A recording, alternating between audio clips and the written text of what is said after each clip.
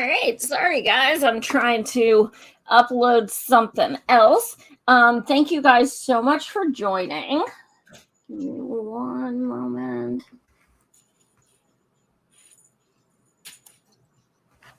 I need eyeballs. So anyway, tonight I have two people. If you're on Twitter, you probably know who they are.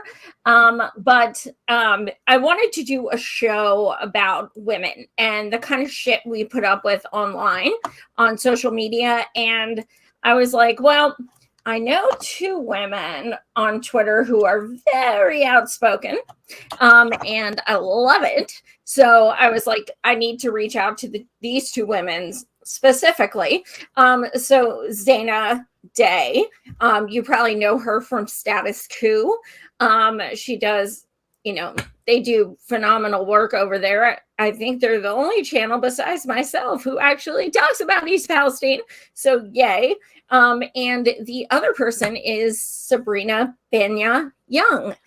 So thank you ladies so much for joining tonight. I really appreciate it. Well, thank you for having us. For sure. I am going to pull this up because it made me so mad. Actually, the thing that started this was I saw a post online. And it pissed me off so bad. I sent it to both of them and was like, oh my God, we have to do a show about this. What the fuck is going on? All right, here we go. All right. So, also, if you guys see any comments you want to address or whatever, answer any questions or whatever, you feel free to. I can't read them, unfortunately. I think I see. Yes, I see Teresa's Abby. Yes, Hello, Teresa. Yay. So really it's just going to be freestyle. But first, I really want to show this picture because I was like shaking when I saw it. It really infuriated me. Can one of you guys read that? I can. Yeah. On the right, you can see a picture of the Victoria's Secret's angels that I had as a reference while growing up. And this is from Ada Lynch. Is she a model? I think she might be a model. I don't know. She could be. Angels that I had as reference while growing up. On the left, you can see a picture of the current Victoria's Secret models. Young girls are looking forward to having diabetes and being weak. Our society is in decline. So fucking much to unpack with that one tweet. Mm-hmm. If you guys look it up, please be prepared if you read the freaking comments because a lot of them are worse. Oh, wow. So here is the picture she's talking about. Now, when I saw this picture, I was like, holy fuck, these women are goddesses. They are so drop dead gorgeous.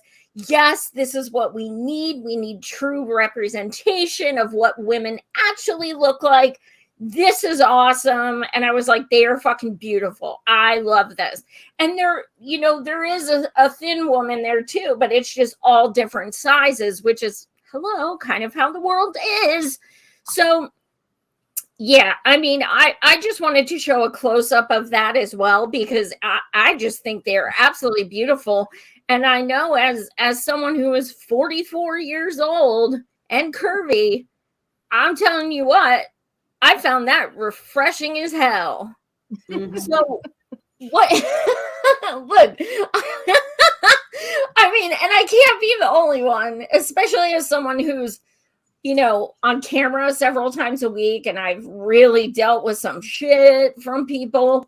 Zaynab, what was your response when you first saw that tweet?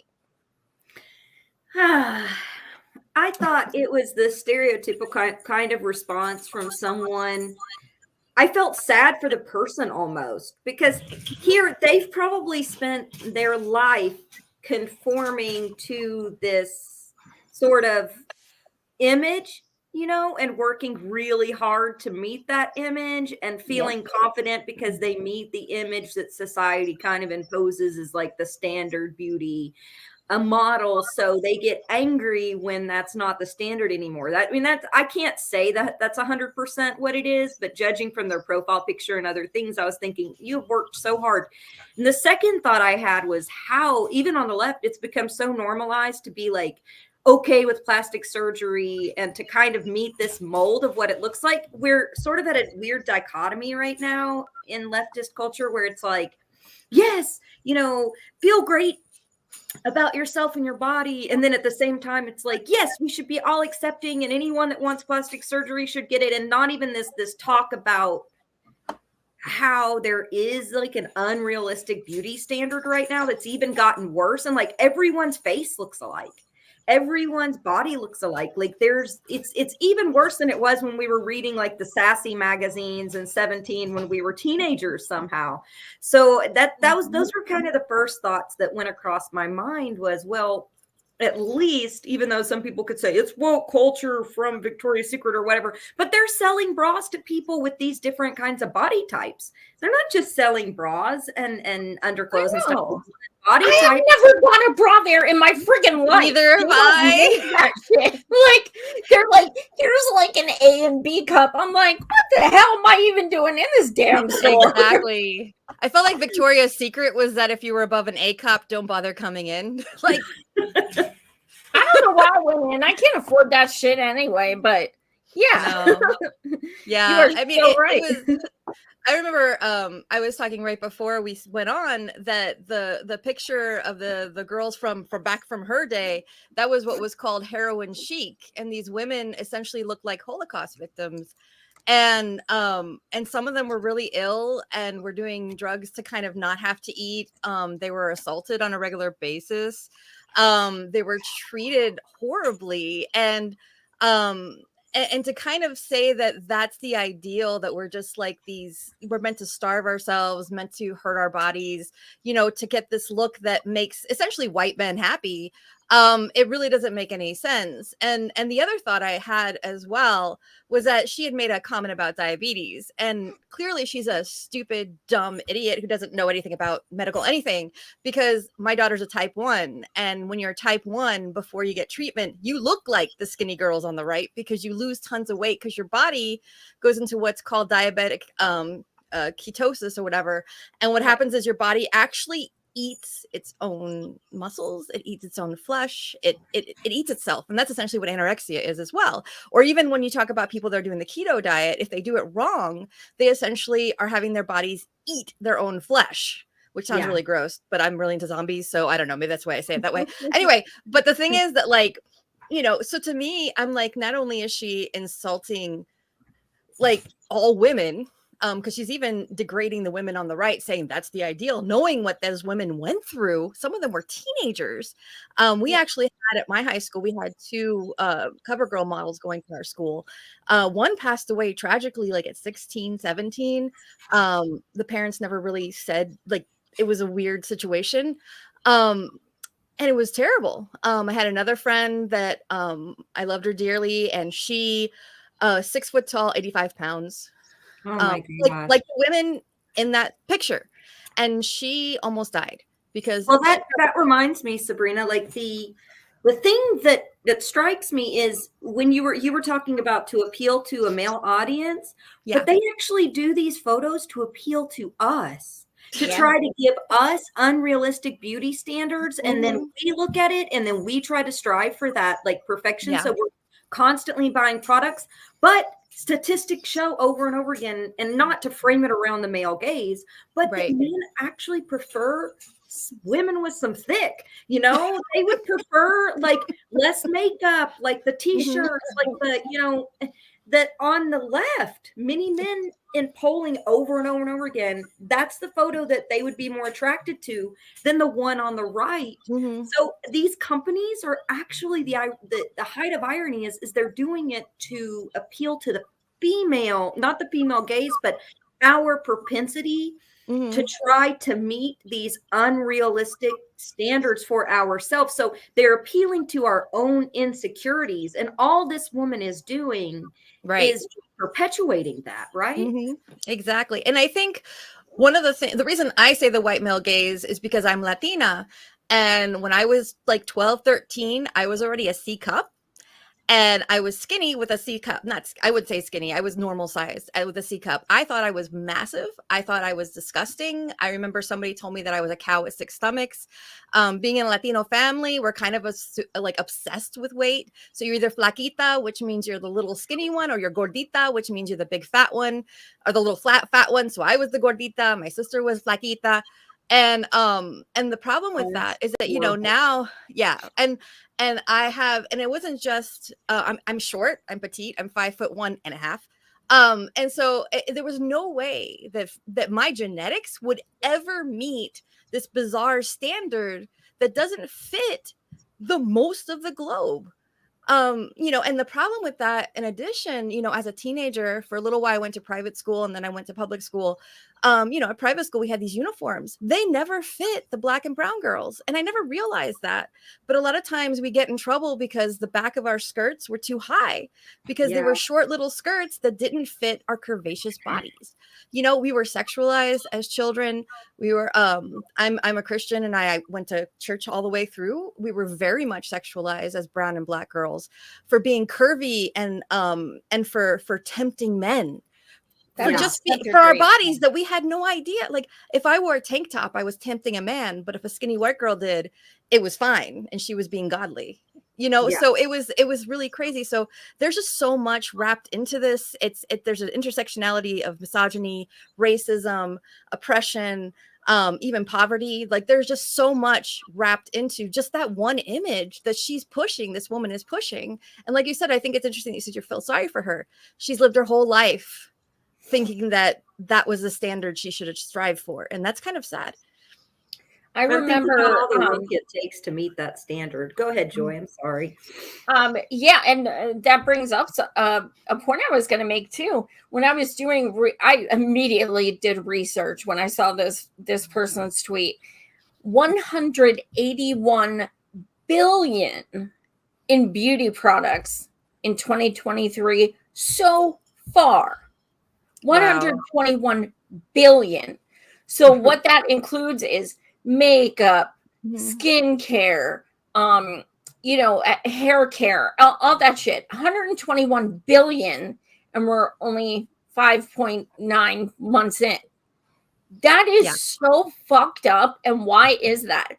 We are supposed to be good little capitalists who feel bad about ourselves. They need us to feel bad about ourselves, even if it's subliminal.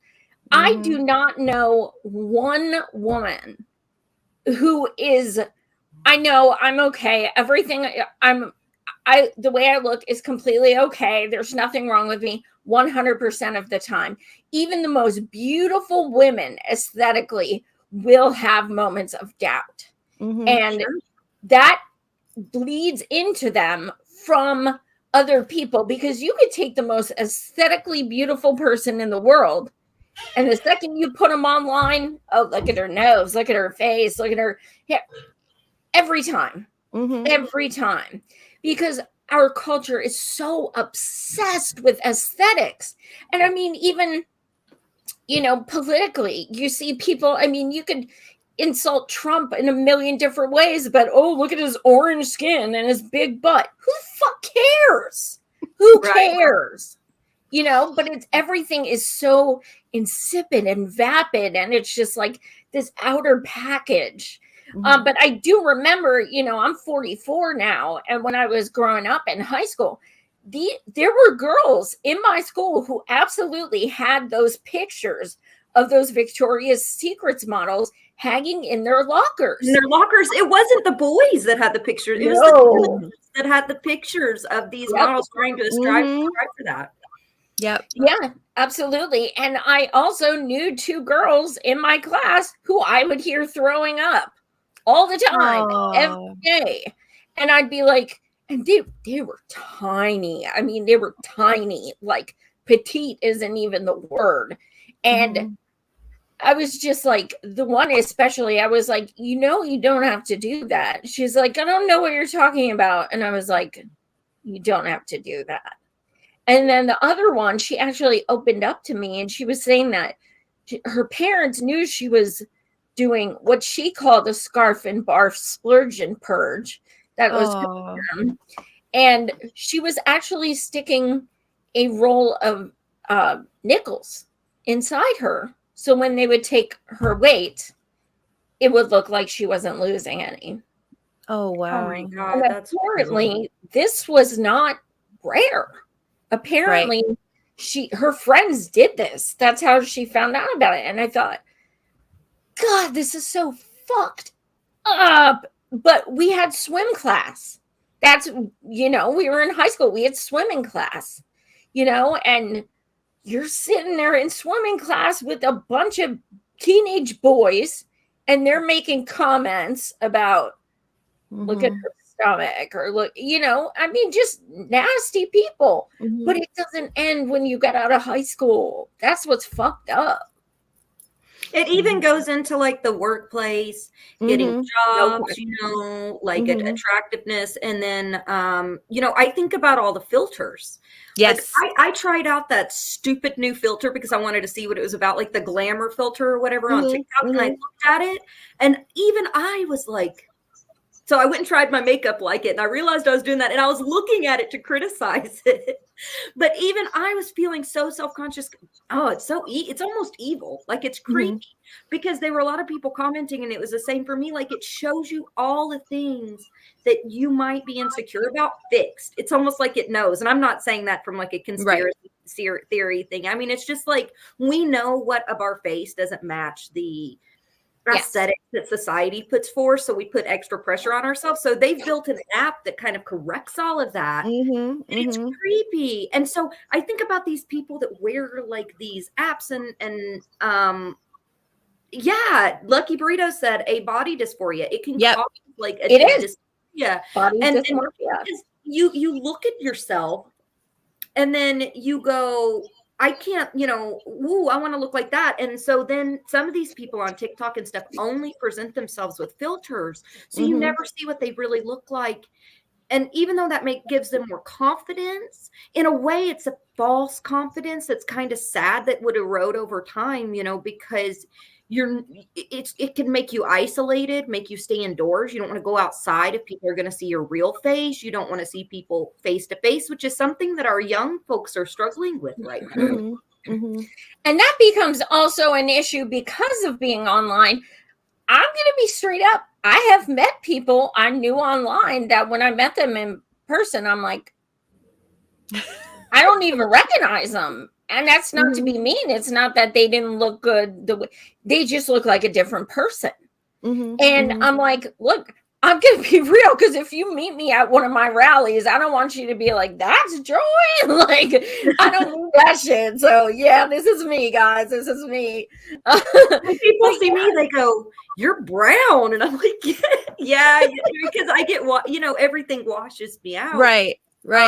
But then, I'm pretty, olive. I mean, I'm olive skinned. And so when people meet me, they're like, you're a lot browner than I thought. I'm like, yeah. Or, you're taller or you're this or that. And I'm like, it is a strange thing because across Zoom, we can't even see exactly what. Right. Exactly. Like a lot of times. I didn't realize you were that short. I'm 5'2". That's what people always say. How tall are you? Joy. No, Savage Joy, you're like up to my shoulder. Yeah, I freaking know. Okay, that's why I don't put my shoulders up.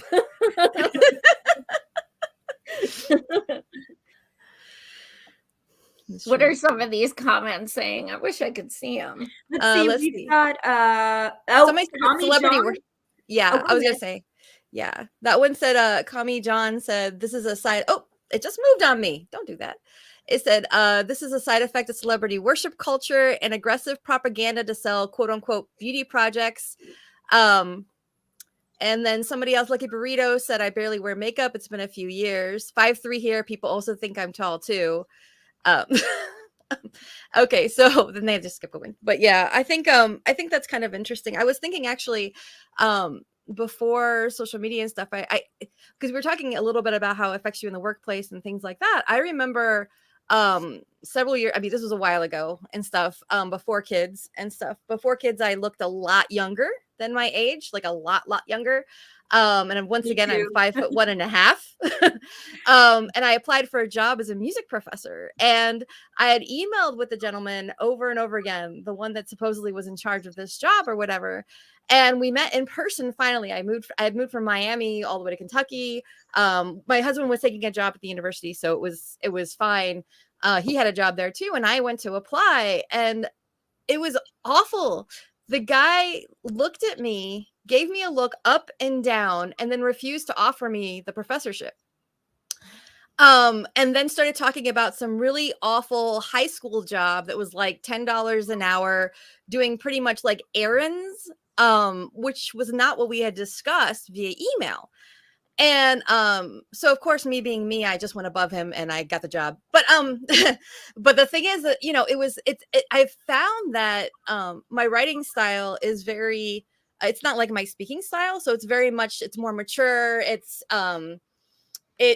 you know, I'm an academic, so it gets very academic. But when people meet me in person and I'm just like this lively, bubbly, short Latina, it, especially like in some of the circles I've been, I just break the stereotype of what people think a smart person would be, I guess, you know, based on the emails and stuff, or the conversations or the online stuff. And I found that it's a little frustrating to me because you know, I've been online, working on career online now for like almost 13 years. And I find that I don't even want to go into a workplace with a resume and try to dress up and look the part. Been Because doing that a lot lately. yeah, exactly. And I hate it because I'm sitting here and somebody has mentioned body dysmorphia. In my head, I will always be that fat cow 13-year-old. I will never see myself as beautiful no matter what I do. My daughter, who's 13, is adorable, and she is always like, "Mom, you're so beautiful." I have like, my hair's nasty. I'm like totally in mom gear, all funked up. And like she'll be like, "Oh, you're beautiful, Mom. You're so beautiful." And it almost makes me cry because I'm like, I've never been told I've been beautiful so much by a person that loves me like that, like ever. And like she just sees me as this amazing, beautiful woman, and I can't see that, and I will probably never be able to see that. And I think that's the damage this obsession with, you know, looks and skinniness and filters and everything does, that it has long-term consequences. Well, I learned something at Brand New Congress when I was there that shocked me. And Sabrina, I think I've told you about this before, but I was having a conversation with one of the board members, and he was like, I just feel like you need to, you know, grow a little bit, mature, you know, kind of come into your own. Come to find out, he and the rest of the board members thought that I was in my late 20s, which one shouldn't be a reason. Right. I'm doing good work. It shouldn't matter if I was in my late 20s, but because I graduated as a non-traditional student in my 30s in 2016, and because, you know, back then I looked a lot younger, they assumed that I was in my 20s. So, you know, it was like this advice, and he was talking to me, kind of talking down to me, like giving me like advice as an older person, you know, about my life and other things. Come to find out, dude's 5 years younger than me. Oh my God. They had a lot of problems there at Brand New Congress. So was it infantilized you a lot? Oh yeah, a lot. I've heard not just from you. Yeah.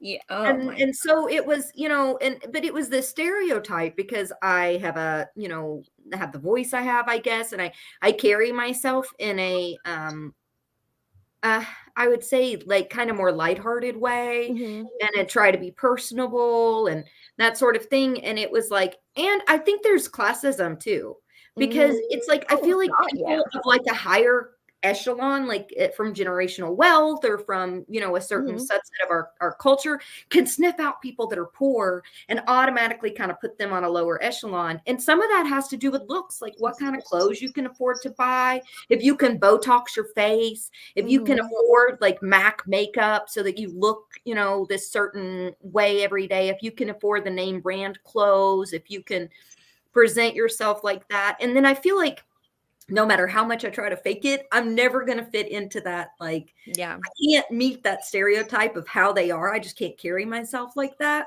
So for job interviews and stuff, I think, I don't know, I feel like people can see through and be like, oh, that's poor person.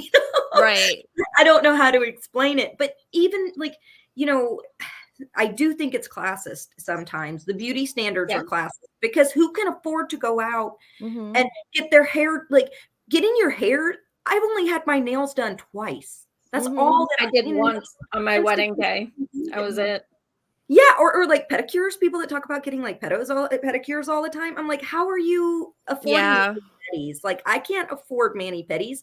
Or they go and they get their hair done and they get it highlighted and it looks so nice and they have all the stuff to put it in and the stuff to treat it. They have like the perfect makeup that shows on their face perfectly. They've got, you know, the nice earrings, the necklaces, the clothes.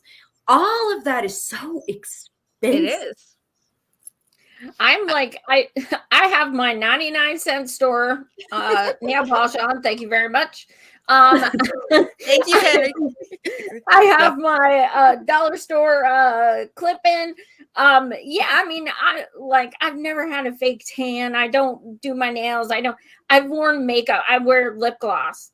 That's it, like lipstick. That's it. The only time I've ever worn makeup in my life was my wedding day, and my husband was like, I don't recognize you. And I'm like, is that good or bad? He's like, well, you look nice, but you look nice the way you are. You know what I mean? And I was like, Aw, good, sweet. because I'm not going to sit there and do this shit. First of all, I don't know how. I don't know how the hell she did all that. Second of all, I'm not going to waste time or money doing it myself because I really don't fucking care. Mhm, And it's mhm. like, but being in front of a camera, next month will be 6 years that I've done my show.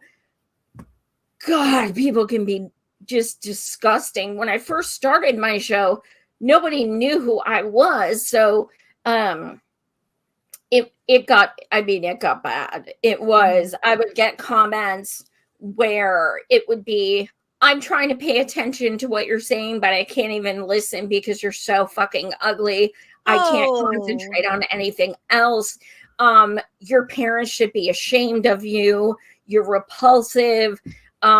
You should kill yourself because you're so gross.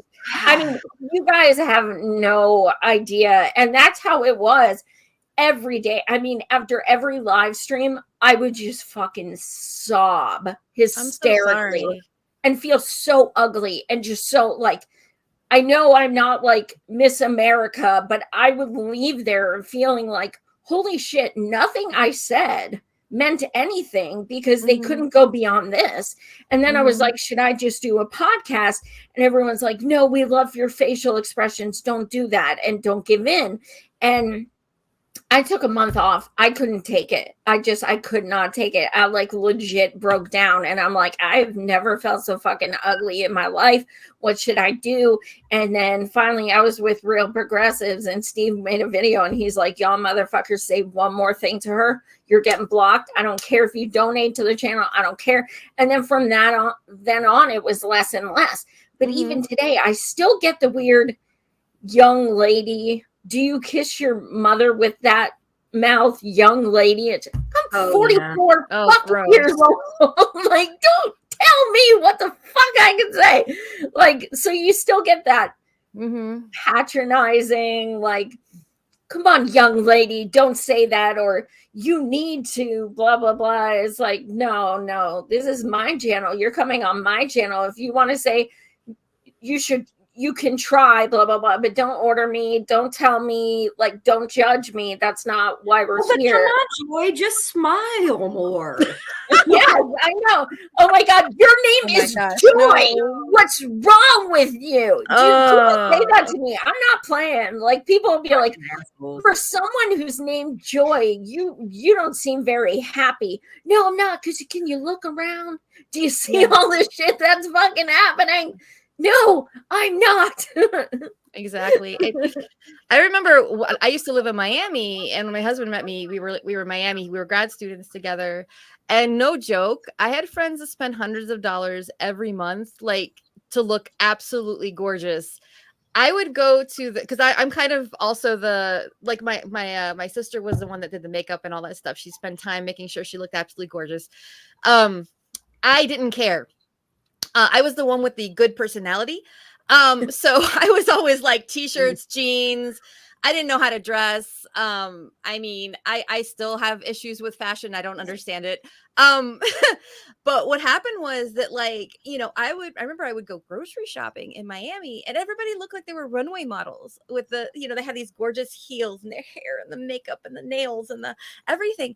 And I was just like, I would just go like with a regular t-shirt, jeans, whatever, and was like, oh my gosh, I shouldn't even be out in public right now with the way I look. Comparing yourself. Oh, of course, because I'm sitting there and I'm just like, you know, and of course in my head, I went through that in Miami too. Like, I yeah, only lived there for a year and a half, but it was like that. I was yes, like, it is like what is that. It's so, well, the irony is that I moved from Miami to Kentucky, and all of a sudden it was okay that I was in jeans and a t-shirt. I didn't have my hair fixed. I was like, oh, thank God. Yeah, And we it's don't like, care. no. And it was so, I mean, I never realized how much pressure I'd put on myself. I actually had some friends in Miami that had stopped hanging out with me because one of them was Miss Alabama. And she was this tiny little redhead thing. And she had determined that I was too ugly to hang out with. And so therefore a group of friends decided not to hang out with me because I was too ugly to hang out with.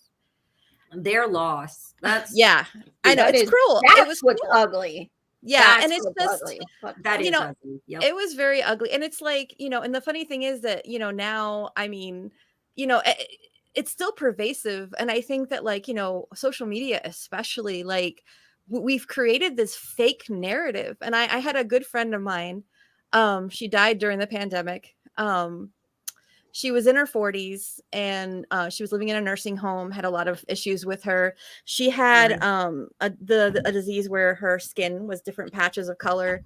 She had cerebral palsy. Her face was very twisted because of the cerebral palsy.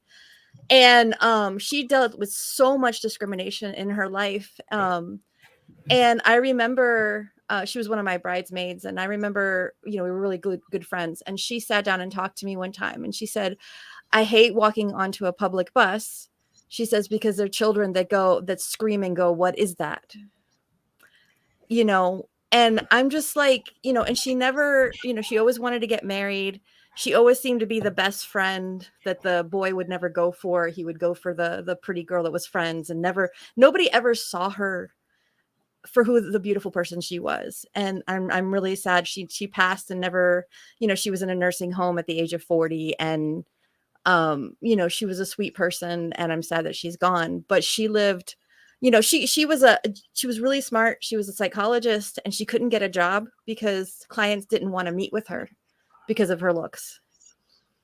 And it was that kind of a thing. So I think that, you know, we really, really need to kind of tear this apart because it's hurting people. And it's the people that we don't even see day to day, that we don't know that they're hiding out. They're, you know, they're depressed there. And I remember she would look at the Instagrams and all that stuff like that and just be like, why is everybody's lives so wonderful? And then I text her and say, honey, I never write down that today my kid covered me in poop with a diarrhea diaper, because that's not something I'm going to share on Facebook, but that's real life. So don't think that we have these beautiful lives. It's just that we're not sharing those poop days, you know? Sorry, I'm a mom. I can't help it. But anyway, but you know what I mean? That kind of a thing. So I think that it's important that we address this and we hit it straight on and talk about it. I'm so sorry about that. That's awful. And as a disabled person, I know because I started using a cane. You know, I just became blind, you know, 2.5 years ago. So I started using a white cane, and people stare at me so bad. Like, it gets to the point where I don't even like to use it in public, to be honest, which is incredibly unsafe. Right. Because I trip and fall all the time. But sometimes I get so self-conscious that I would rather risk tripping and falling than having people stare at me, or having people be like, oh, because they have to step aside. Zaina, remember that one guy? Oh my God. Do you freaking remember that? Paula Jean had to stop that one guy when we were outside because we were going downstairs to see Lauren Ashcraft's comedy show. And there was this guy who was literally like pushing me down the steps. No. And Paula Jean was like, sir, she's disabled, she's blind, she's trying to, and he goes, and just started pushing me anyway. If Paul Dean wasn't holding me, he would have pushed me down the fucking concrete steps. Yep. Literally. It was disgusting. I was like, what the hell is with people? So yeah, I mean, and then a lot of kids aren't taught about disabilities. So a lot of them, they'll just walk right in front of me, step over the cane, or be like, what's that? You know, it's just, you know, I get stared at enough. I fucking blue hair, you know. I don't need people staring at me for my fucking cane. So I get that. It's, yeah, wow. Zena, what are your thoughts in all this? A lot. I do think, you know, it keeps in my mind, it keeps coming back to like to the class issue, you know, and to like marketing, and to, it's really interesting because, you know, I don't even think this is necessarily a new phenomenon. You know, they're uncovering Pompeii right now, for instance. And if you look all over the walls of Pompeii, you'll see beauty standards. And I was kind of like laughing to myself about it. I was like, oh, you know, this is something that has been a thing for millennia. But it's this idea that, you know, within ourselves, like, people are attracted to what they're attracted to. So you can't really, you know, can't really force someone to be attracted to something that they're not. But there's a difference between that and between insulting people or unrealistic beauty standards. Like, even with some of the, like, I completely and fully support the trans community. But even with that, I've been seeing some ideas of this, beauty standards for what it means to be like a woman. Like, you present with all this makeup and all these clothes and like dressed to the nines, and getting, you know, plastic surgery and doing all of this stuff, even for like, you know, cis or for whoever. And then that's kind of being displayed as femininity in a lot by the news and a lot of media circles. And I'm like, okay, but if we're saying it's fluid and it's broader, then like we're trying to do both things. So like, it's okay for people to try to reach for things to be able to feel complete, as far as anyone in any way that they want to look. But something like plastic surgery, like getting a nose job, that shit is outrageously expensive. When you get older, like these celebrities, they go and they get blood transfusions, which to me is extremely privileged because I can't even get blood transfusions for my blood disorder, which I have to have blood transfusions for to keep me alive sometimes, you know? So I can't even get those because I don't have healthcare. So, and then rich people are going and they're just getting elective blood transfusions. That pisses me off. Or they're getting other treatments that treat other things, but also helps with aging, when the people who need those treatments can't afford those treatments to help with the healthcare issues that they have. Like Botox, for instance, can be used for people like me who have intracranial hypertension to help with like neck and back pain. But rich people just go and they get it shot up in their face whenever they want to look younger. Going under the knife has become extremely, extremely mainstream, you know, and it's like people have these big reveals on TikTok and stuff of, you know, before and after. Don't I look so beautiful? You know, their lip plumpers, but then if some poor kid who's 17 is looking at that and they can't meet those beauty standards, they can't afford to go out and get surgery. I feel like we need more pushing, like we had in the late 90s, early 2000s, where we were like kind of talking about no labels, be okay with yourself, like all these outside of the box beauty standards. I see some magazines and stuff like that doing that. But if you look at it, the face shape and stuff in the body, it's still the expectations almost always. The Victoria's Secret is an exception to that, as well as Sports Illustrated putting Martha Stewart on like their cover. Like, that's awesome. But a lot of what I see are still those same beauty standards, those same like, you know, and this celebration of having your body modified in that way to meet the societal standard, I think is problematic. And I saw someone, they're a leftist, post the other day. They're like, normalize plastic surgery, whatever it takes to make people happy. And I'm like, why don't we normalize people being happy with themselves? Mm-hmm. Why is it going all the way to let's make the medical industry more profitable, normalize plastic surgery? And then I was like, but that is such a privileged stance. Mm-hmm.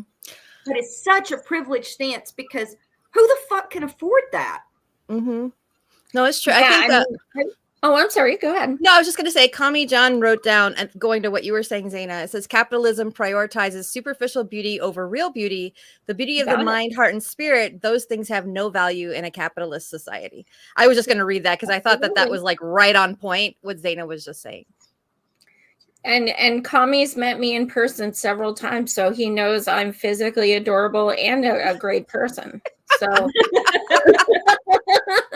Great. you know, one of the interesting experiences, well, I wouldn't say interesting, but traumatic experiences I have with beauty and lack thereof, I have an identical twin sister. Oh, So wow. that being said, you're prettier, you're smarter, you're nicer, you're a bitch, like my whole life. Like even Wow. now, my whole life. So one of us would get the boy the other one liked, or what, you know, and we could never be separate people. It was always a comparison. Mhm. And Hard. my sister, even we're fucking identical twins, but a lot of times she was the pretty one. And You're twins. girls, I know, I don't fucking get it, but that really fucks with your head, because you're like, wow, like she got it and I didn't. She got all the good stuff, I guess. Mhm. And then like you, as twins, you do things like you know, I would like call a boy and say I was her and be like, my sister Joy likes you. What do you think? And they'd be like, oh, she's nice, but I like you. And I'd be like, I you know, so it fucks with your head, you know what I mean? And so it's that constant comparison that, man, I went through. God, I think I want to say 21, where I didn't look in a mirror for over a year. Like I would wow. just go like this when I walked by him, because I was just like so repulsed by the idea of even looking in a mirror. Mhm. And I've never shared that publicly. I'm not sure why I am, but that is true body dysmorphia. That is like, you know, there's one thing is saying, sorry that I keep leaving. My daughter's trying to get in the shower, and then my animals won't come out, and now she needs a towel. I will be right back. I'm sorry. See, Okay. this is what mom duty is like. So yeah, so it's like it really depends on, you know, there's some things that you can be self-critical about that are just your insecurities. There's some that people can plan in your head as being reality. There's, you know, and I like to say, well, my husband thinks I'm cute the way I am, but really, does that even matter? No. It's if I think I'm cute the way I am. Yeah, exactly. And, you know, so it's like, when someone insults your aesthetic, the first thing you think in your mind is, well, my husband thinks I'm adorable, you know, but like, does that matter? Yeah, exactly. Because you're still looking at a man matters to how we approval. feel. Yeah, exactly. Yeah. When I went through what I went through sorry. after, oh, go ahead. After the People's Party, I you know, and after I went through assault, and then it became extremely public for people that don't know. And I didn't out myself. I was outed by the organization, and then I had to come forward and make statements, and it was sexual harassment and assault from the chair of the organization. So it was like crazy. Like, I know Sabrina and Joy saw the kinds of things that happen, but some of the hardest, I mean, it was hard when people were like, I don't believe you or whatever, but a lot of people were like, you know, she's lying because she's ugly. And like pictures of me, like either pictures of me on like porn, or like pictures of me like making a weird face, or like you know, saying how old I looked and saying how ugly I was. So there was no way that, I could be telling the truth because who would want to be with me, that I was desperate for attention because I was ugly. And I don't know why, because all of it was awful. Like, people said a lot of awful things, like I was CIA and I was an op, so I was making it up, or I was this or that. That stuff bothered me. But as a woman, like, seeing she's ugly, look at her, she's got like a double chin, or her forehead's huge. Like, they would say things that I know I'm insecure about. And women too, because I find that a lot. Sometimes, yeah. They'd be like, you're making this up. He's a lot younger than you. And look how cute he is. It's weird. They'd be like, look how cute he is. There's no way. And I'm like, really? Like, yeah, I was like, cute? There's no way that, he would sleep with you, or there's no way, she's lying. And that hit me some of the hardest. And I don't know why that hit me as hard as like some of the others, when people were saying that I was lying and that sort of thing. I think because I anticipated the other. But when people started like cutting out my face, one of the creepiest is that they just cut out my eyes. Oh, and they're like, she doesn't have F me eyes. And I was like, ooh, what is this? Like, oh my gosh, that's so horrible. And so, like, I, of course, would block people, and then I would report them to Twitter, and Twitter would do nothing. I'm against, like, censorship, but I am for blocking people that are sexually harassing people. I mean, that's, right, of course, a totally different thing. And, they didn't do anything, but the she's ugly stuff was honestly some of it. Like, and they talked about how old I looked and how I looked 70 and 70. Wow. Crazy things. And yeah, I would saw some like random posts that have nothing to do with what's happening. There were trolls that would come, and then they would post these kinds of things under random posts, and I would have to like hide it and then block that person and stuff. And that is so disgusting. Yeah. I never saw any of that. I saw the she's lying, she's an op, blah, blah, blah, and then I'd have to curse people out. But if I would have seen one of those, oh my God. But I completely believe you, because we see that shit go on all the time. Juanita Broadwick, she's so ugly. She would never be, sexually harassed or raped. We see it all the time. And it's like, first of all, rape's about power. Let's start learning. And second of all, you're saying, like, if that person is not, would be your ideal of beautiful, that they would deserve what happened. Like, what are you trying to say? It would have been okay if you thought they were pretty. Like, yeah, I did see some of those. I didn't see some of the more egregious ones that you had talked about, maybe because it got taken down, hopefully. But I did see a lot of those. And,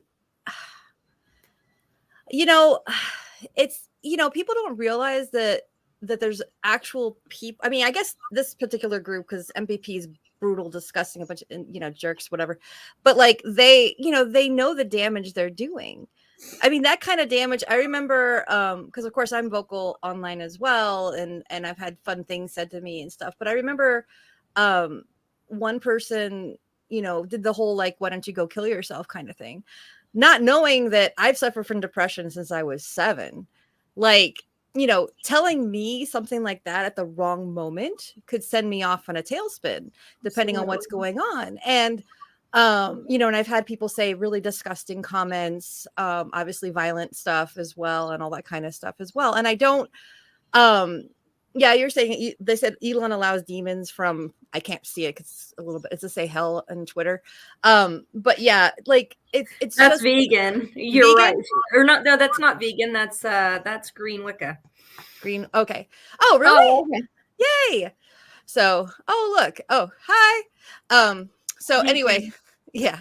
But yeah, it's one of those things that, I wish people understood. Like, I mean, there's lots of cases of, especially impressionable teenagers that are, committing suicide or highly depressed, anxious, because of this kind of bullying.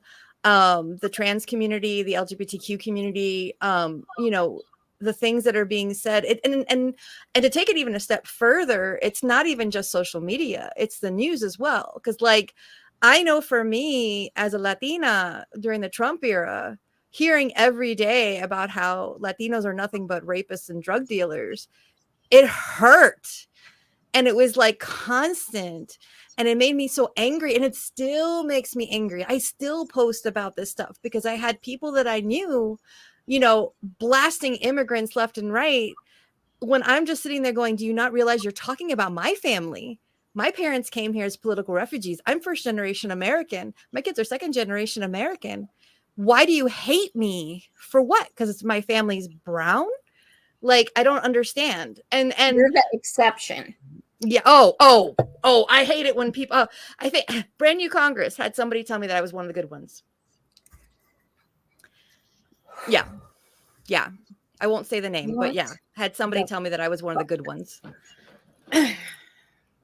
And that goes back to the superficiality of like the beauty standards and everything too, because the standards for a long time, and people are really mad that the standards are shifting to like people of color being considered beautiful. Like people are they're so angry about it. Black women are hot now. They've always been hot. Where have you been? But exactly.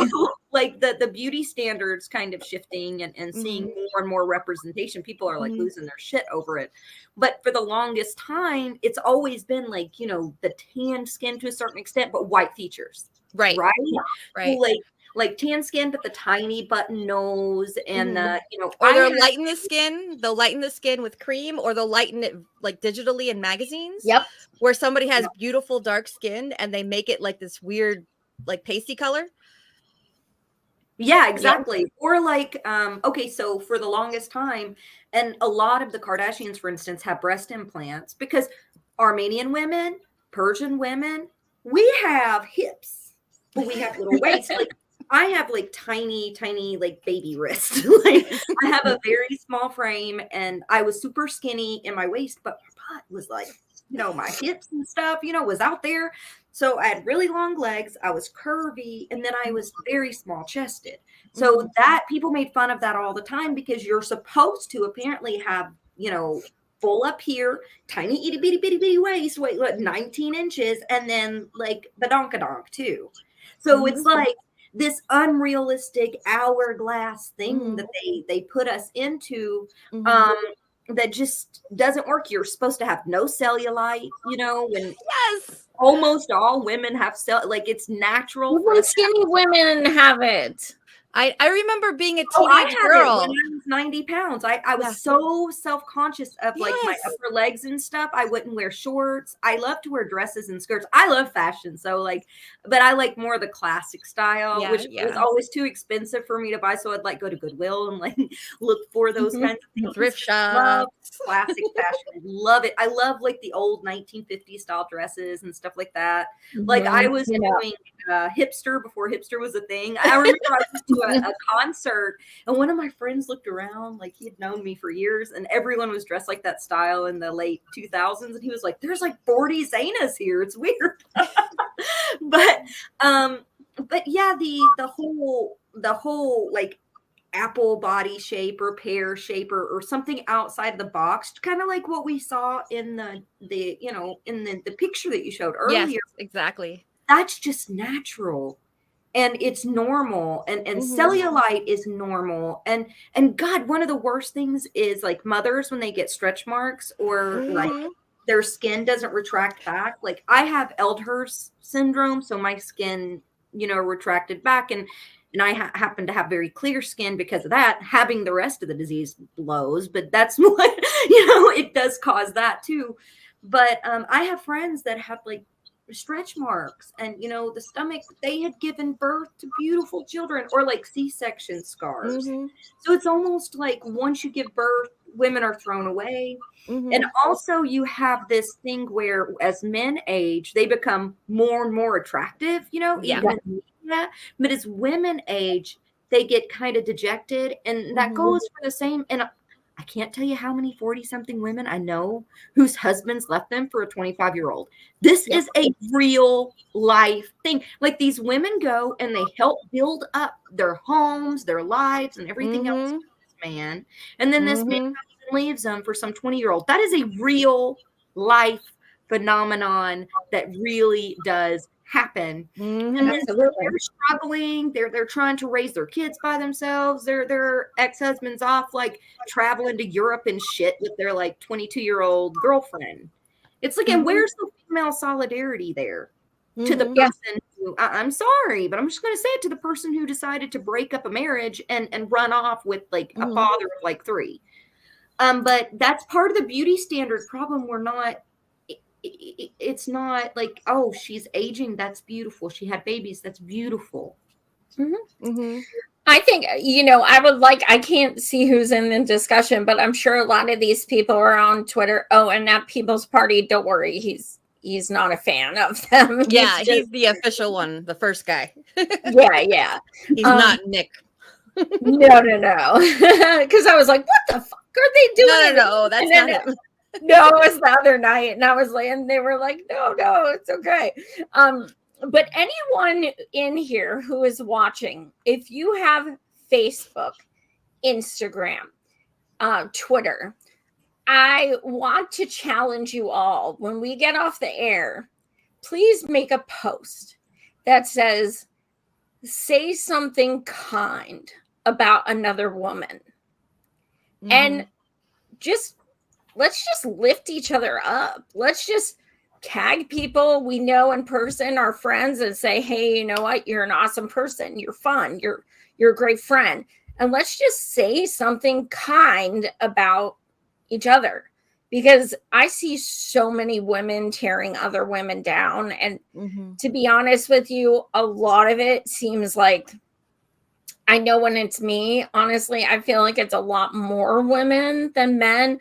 And it offends me more when it's women, to be honest, because I'm like, you should know that what you are doing is very damaging. And I wish I could be like, yeah, I'm savage all the time, but I'm sorry. Like, in reality, people's comments can get to you. They absolutely can.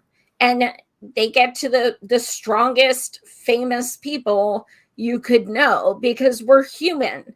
And it can plant seeds and make you very self-conscious. I mean, I've said, and I don't even know why I'm sharing this, but I've said numerous times to my husband, if I was pretty, I'd have a lot more viewers. And I'm not saying that so I get like, oh no, Joy, don't worry about it. I'm just saying, like, I have literally said that to my husband, because I know conventionally beautiful women, they're more appealing. People tune in more. I mean, it's not to say they're not smart, they're not talented. I mean, that's what happens. It just does. And a lot of it's unconscious. People don't even realize it. They're just more drawn to people who are conventionally attractive. It's true. And, it's true for the workplace. It's true for interpersonal friendships. I mean, I'm not even talking about like romantic relationships, like what you were describing, Sabrina, with that. It's true for like the music that we're drawn to, the art that we're drawn to, the movies that we're drawn to, all of that, and it's because it's been programmed in us since birth, to feel this way about what a certain standard is. And I'll remind people, before you go and you spend all this money on trends and you augment your body for them and stuff, trends change. You know what happened when we were young? All these women went out. You guys are going to remember this. Joy, it's pretty. You're going to know what I'm talking about. They went out and they had their eyebrows thinned. Oh, yeah. Oh, my God. And then they put a pencil.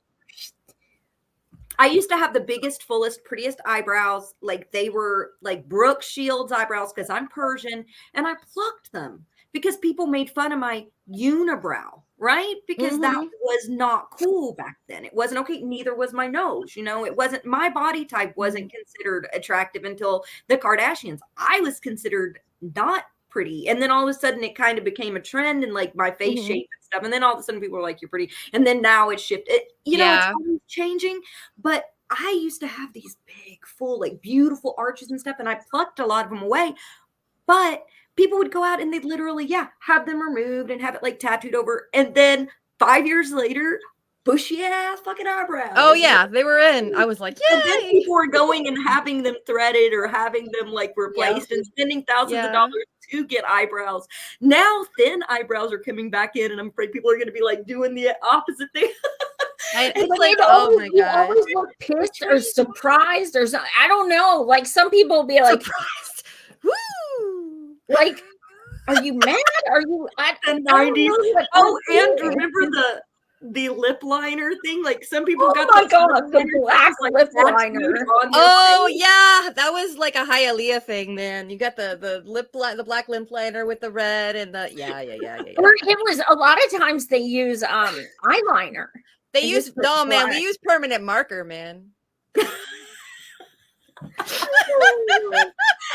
I mean, that's fine. It's fine to play, but you know, so many people are going and they're getting permanent body changes, or they're starving themselves. Could or you they're imagine like, if somebody like did that to their lips permanently, man? It's so bad. there were tattoos back then that were popular to like have it Yeah, permanently. I remember that. With There it. were tattoos. Oh my gosh. I remember I had a friend of mine for her 16th birthday. Her birthday present was to get her nose job. 16. And I remember she was like, "Oh, I got my nose done. I got my nose done." And honestly, all it did was it did this to this. Like it was minutes, like there was no difference. And I was like, I don't understand. Like, why did your parents pay for this? Why is this your birthday present? I don't, you know what I mean? Like, why there was no difference. Like the nose looked the same. It was like, I don't understand this. Why would a 16-year-old, and this was of course in Miami, why would a 16-year-old be obsessed so much with their looks at the age of 16? Their birthday present is like, I want a nose job. Well, my So- cousin in Iran said like 16 and 17-year-olds, like for the last 10, 15 years, like nose jobs have become like a huge thing. So she kept hers. She's like, I kept my nose, but they're getting rid of our Persian noses. Our Persian noses are pretty. They're like, it's part of our heritage and our culture to have like this distinct. I mean, I look about as Persian as a freaking gets. Like I'm half Scots-Irish. I have a little bit of my Native American come through too, but mostly it's like as Persian as it gets. You guys know what Persian people look like. But the nose, I have a Persian nose, and it's like, you know, I had no idea. Thing removed. They're getting it like buttoned down and like this, and so they look like white women. And you know, and that's okay if people want to feel that way, but it's such a trend that like it's the normal thing now. In 7th grade, you go, or I'm sorry, at 17, you go and you get your nose done. Yeah. I didn't know that you were that your family's from Iran. My best friend is from Tehran. Really? Oh, no lie. She was my matron of honor. She's been my friend for 15 years. She just became a citizen. Yay. Persian power. Yeah, hell yeah. Oh my God, that's so cool. Yeah, I noticed. I watched a documentary about a year ago, and it was they were interviewing Asian women who were talking about how it was looked upon, the less slanted your eyes were, the more appealing you were to the culture and to workplaces and to have status. So a lot of women were changing their eyes to look more European and white. And I've heard that too. So sad. I've heard of that too. Yeah, I know. So I have a relative of mine. She's really, really into plastic surgery. She's in her 80s. God bless her. Anyway, but I remember growing up. So my nose it's got like, I don't know, it's like a Roman nose. It's got like the bump on it, you know, like a ski slope kind of thing. Anyway, so and I could balance a pencil on my nose, but I'm not going to do that live on air. That's a special thing. That's a special trick. So yeah, I was going to say, yeah, I could do it. It's like, I think so. Hold on. Woo, look, I can even make it go back and forth. This was really handy when I taught middle schoolers. Anyway, just saying, they stopped yelling and screaming at each other when they're like, "What's my teacher doing?" Anyway, but I remember my tia. She's like, "Sabrinita, mira, your face is too pretty for your nose. I know a guy. I will pay for your new nose. Miguel got it done." And I was like, oh my gosh. Like it was a thing that like my nose, and growing up, my nose was the wrong nose. And it's weird because like now, like I I married my husband, and nobody else cares about my nose. But growing up, it was like this thing and stuff. And I actually think part of it, and yeah, Tia, me Tia. I actually think part of it was actually anti-Semitism, because we found out later on that our family is partially Jewish. And some of the comments that were made about my nose was that I looked Jewish. Well, it ends up I am. And that doesn't matter like in terms of anything else, but in terms of like part of it was that, yeah, I didn't fit a certain ideal that Latinos were trying to meet in Miami. And one of the things was that my nose was not the right kind of nose. And it was, and then also the rest of my body wasn't the right kind. And I was just a mess. I remember as a kid, I created a little cartoon character. I called her, I think it was Martha. And essentially it was a skinny cartoon character that like the waist was this big, the boobs and the butt were huge, the feet were massive, and the nose looked like my nose. And then I just do all these like little cartoons of like all these situations she was in, and that like her, her shoes might be boats or like, that kind of thing, where I was just kind of making, but I realize now that it was a caricature of myself that I was drawing, where everybody was making fun of my nose, my chest size, my butt, my feet. It was your outlet. Yeah, exactly. And my feet aren't even that big. I just have duck feet, like they're like a quadruple E. So they're short, but they're like Donald Duck's feet. Like, and my son has them too. And it's just one of those things that it's like I just never fit in with anything. And maybe that's why my sense of fashion is like way out in left field somewhere, because I just gave up and decided to do whatever the heck I want. And stuff. But that's why I'm punk rock. I'm just like, oh, that's clean. Yeah, there you go. That's clean. I mean, that's what I was growing up too, because it was like, yeah, you felt like you could fit in, if you were, I had blue hair in high school, I had half my head shaved, and then I had my whole head shaved, and then I had like a blue thing that came down, and like, I was like totally rocking out the black lipstick and nail polish and the whole like mix of like grunge and goth I had going on. I'd wear like big army jackets, with sometimes I would wear army jackets with a really pretty 1950s dress and then my Vans. Yeah. Oh my gosh. Wow. I miss those days, man. Oh yeah. Oh my God. You brought me back. Same. Yep. Throw on my fishnets, my Doc Martens. Yep. Oh, I love army boots and a dress. Yep. Absolutely. Right. Oh on the topic of what we were talking about of, aesthetically fitting in, to different cultures, this picture I thought was absolutely darling. I did see that one. Yes. I thought, oh my God, she's so happy. Mm-hmm, she is so happy. I love it. I mean, I just got goosebumps. I just like my whole face lit up when I saw this, and I thought, oh my God, she's so sweet.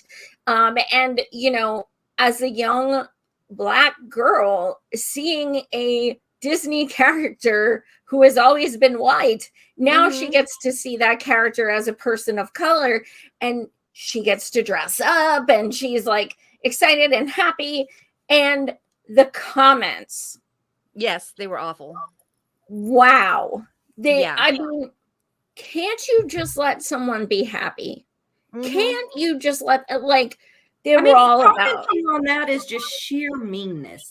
There's nothing else other than just like saying something negative about this person is nothing but meanness. It's the most pure form of bullying. Well, I think it comes from insecurity. To be honest, I think a band that I think, because I saw one of the posts that was made about her, and I just think it's a very sad little man that needed to feel good about himself. Pathetic. Yeah, that's the word I could think of. He was most pathetic. Bullies are that.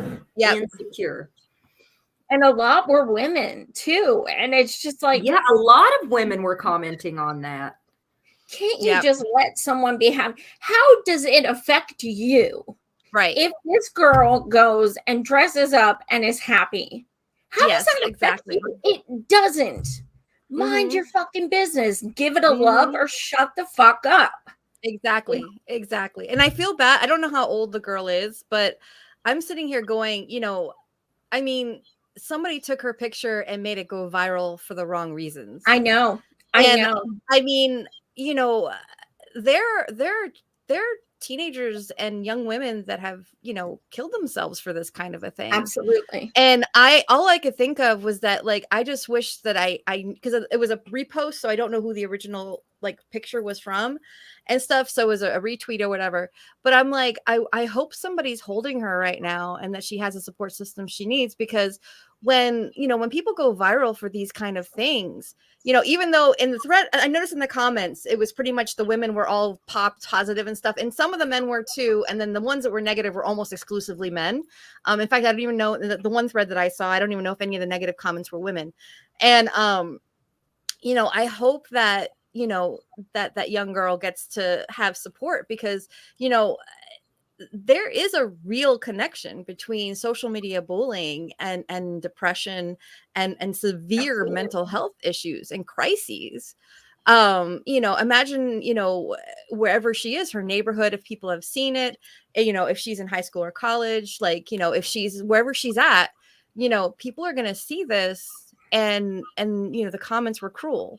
So I don't know, I'm just, I wish people would realize that it's not funny and that you actually could do real damage and hurt someone when you do this, you know? She And does please look stop. young too, and it Yeah, just I couldn't makes me tell. so angry. Hmm. And it makes me so angry. And I see this kind of bullying too with like autistic people a lot. Not saying that she's autistic. Don't get me wrong. Yeah, yeah. I see it a lot with autistic people, because autistic people often like to do like the cosplaying or the dress up, or their style and stance, and even like how they do their makeup can often be different. Hmm. And so because of that, like, it doesn't really fit in society exactly the right way. So then people make fun of them. Hmm. And then, you know, autistic people, one thing that is not realized about us is statistically, Hmm. we have a higher rate of like empathy and awareness of the social dynamics. We might be awkward socially when we talk compared to like neurotypical people because we're Hmm. neurodivergent. But man, there's this misconception that we're almost like sociopathic when it comes to like, Hmm. but no, we are hypersensitive to Hmm. the way that people treat us. And oftentimes neurodivergent people will not fit the standard beauty standards. They don't pick up on those social cues on how to like even Hmm. put like outfits together often to a way that's, you know, going to fit kind of society's mold, or like doing the makeup and the nails, and the whole thing is can be oftentimes very challenging to people who are autistic, because it's one of those social cues things. It's like, do they look Yeah. right? Or is this what nails are supposed to be? Like, is this what does my hair look? Is this the right way? You know, and then it's Hmm. like over analysis, because you know, the people who are often neurotypical can just see it, mimic it, and do it. And so honestly, it for neurodivergent people, this aesthetic and beauty standard can be really, really hard on them and create a lot of depression, because we do try to fit a lot of times into the mold. Like, it's really important for us, and we have a tendency to mirror or mimic because, Hmm. you know, it Hmm. doesn't come as natural to us. And then when you're trying to mirror and you're trying to like do the thing, and then it's coming off wrong, and then people are making fun of you on social media because of whatever reason. Oh man, with everything else that's going on, it's really hard. And in my some of my groups that I'm in with folks who have neurodivergent children, which I'm autistic, my daughter is as well. I was diagnosed with Asperger's before it was no longer a diagnosis. But when we're talking about this a lot, like how it's often a lot of the kids who are, you know, into goth or into the trends or whatever, trying to fit in, because at least that has like a roadmap of like what it kind of looks like you're supposed Wear all black. Wear There you black. go. Black. It's yeah. Well, we do that. We have a tendency to wear like all kinds of like crazy colors mixed up, or just black. yeah. It's like the one way or the other, and it's really funny. But and all love to my friends out there, because we have a whole community. But the parents, when we're talking about it, online bullying for people's looks are extremely common, kind of toward neurodivergent people.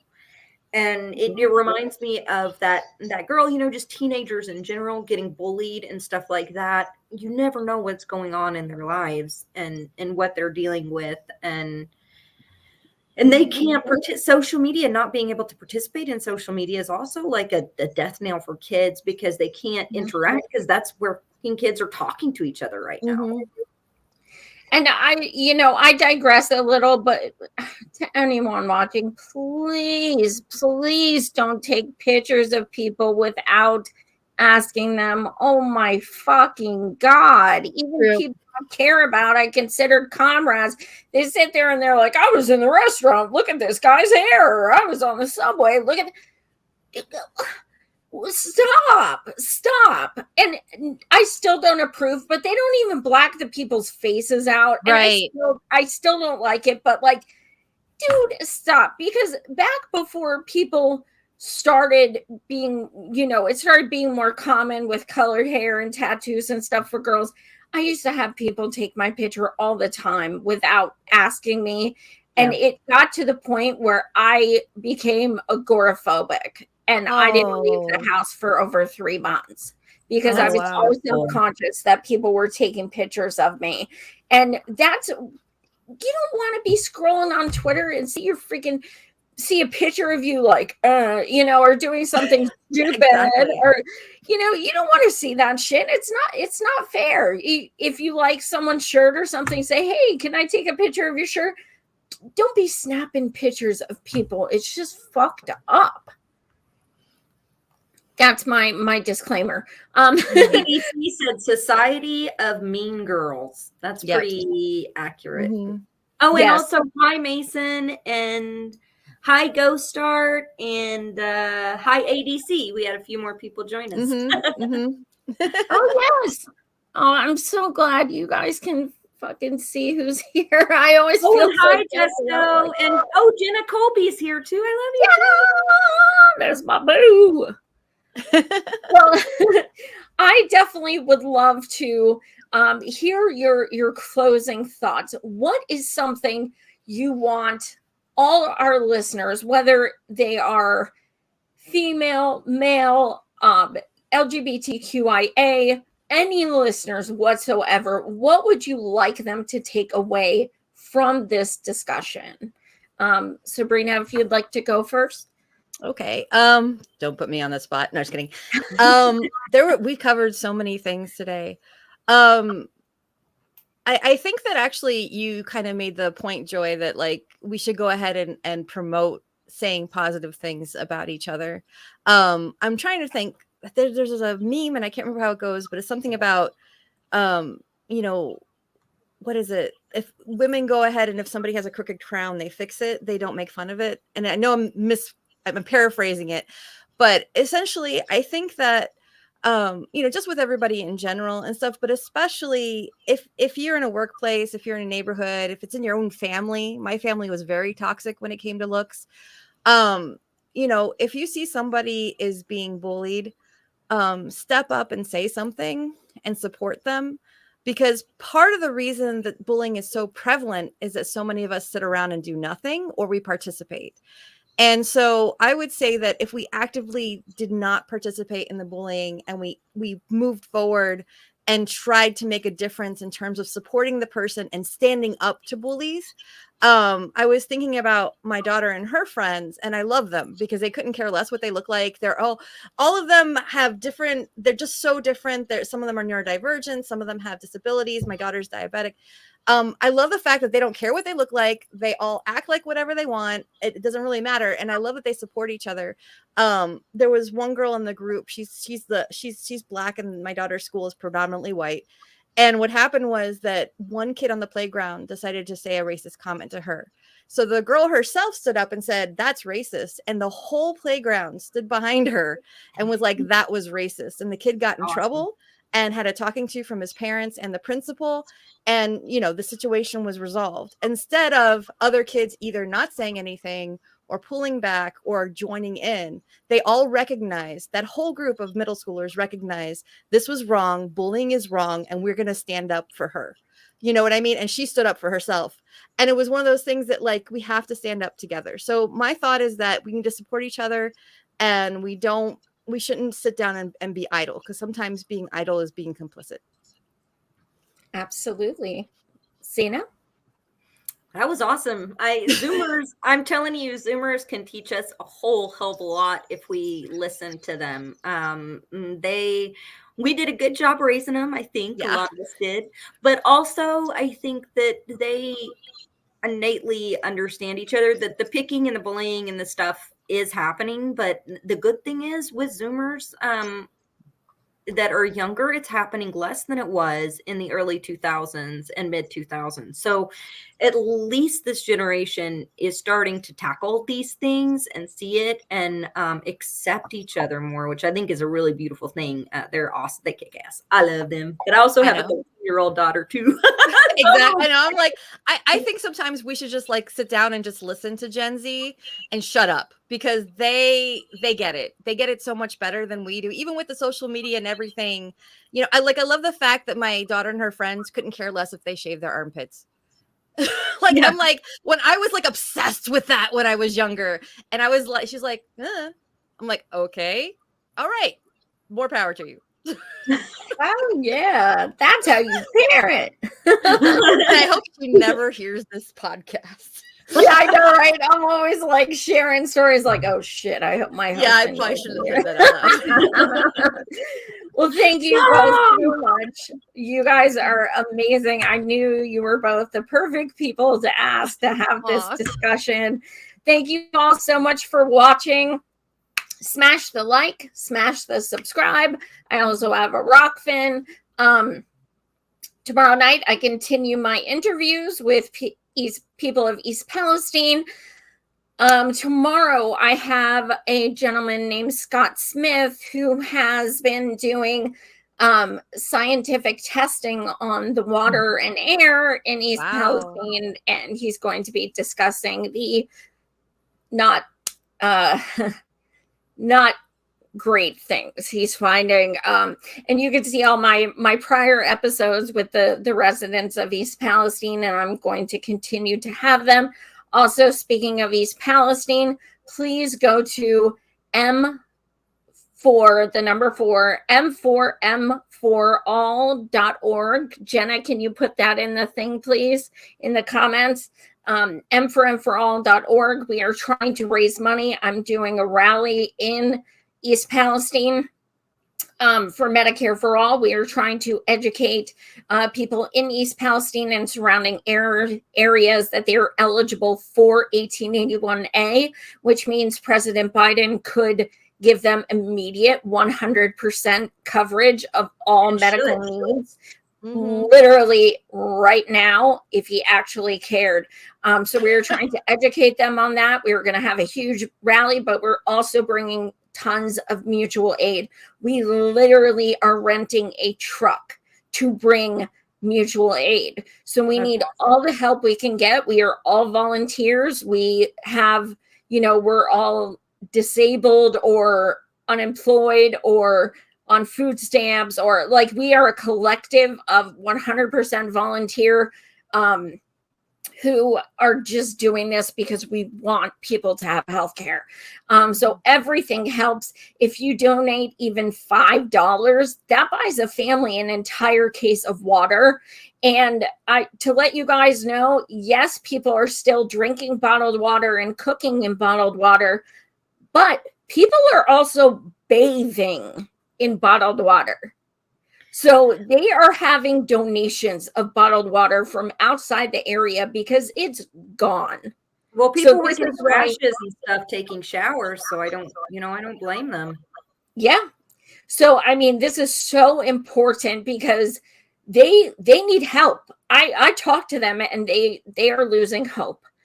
So we need to get them these supplies. So any amount helps, even if it's $5, it still is a case of water. We got to bring them a whole freaking fuckload in this truck. Like seriously.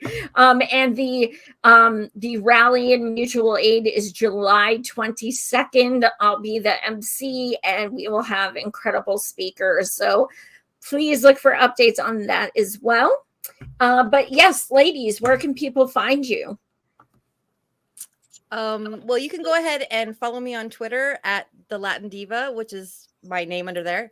It's the Latin Diva though, DALATINDIVA. Or you could find out more about, I'm a composer, a musician, and I do marketing. If you go to SabrinaPenaYoung.com, that's SabrinaPenaYoung, or just Google it.com. You can find out more about my music, my books, and other things that I've done. Awesome. Zeynab? You could find me at Zeynab Day on Twitter. I'm kind of taking a break a little bit from politics and the Bird app and all of this stuff, and doing some self-reflection, trying to look for work, and just sometimes you just got to heal up your soul. You know what I mean? And I still care about it. So come on there, tell me what's going on. Follow me. I'll still be posting stuff, but everyone needs to sometimes take check and bring their vibrations up and figure out what to do with their family. So you can find me there. Also, I am working on a project with my friend Jace Harley, and it's called Fresh Fusion. We will be doing a launch pretty soon. So we'll be working on that early to mid-July. I know, right? I remember that project. I'm so glad it's coming. Sabrina helped, was working on this project with us a few months back. So about a year. Yeah, that was a while ago. Yeah, life just kind of caved in on me. It did on all. A lot of us lost our work. We, all of us sort of was in the same spot, weren't we? Yeah.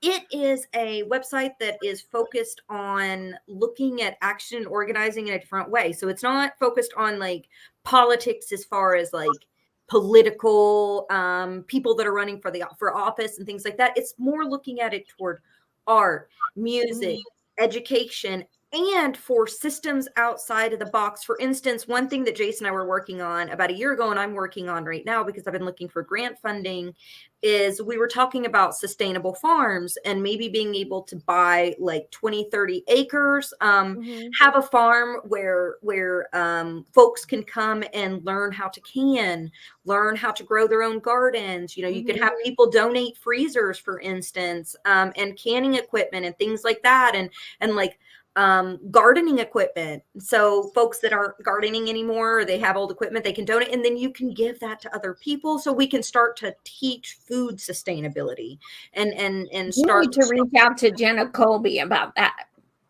Jenna, message me on Twitter. She is your girl, because that is the gardening queen.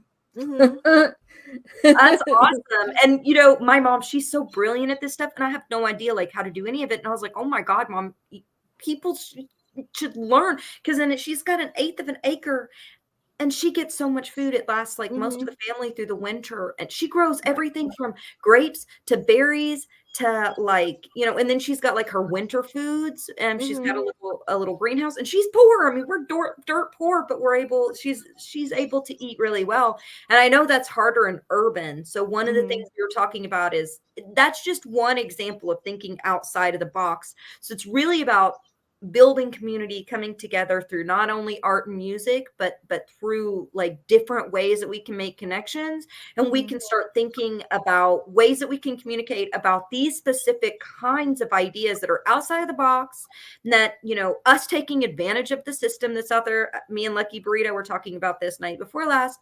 Take advantage of the system, use it for us. There's billions of dollars in grant money. Half of it is not given away every year. And we could be taking that. I know it's part of the capitalist system, you guys. But if we can take it and we can use it and we can build something to live, why not?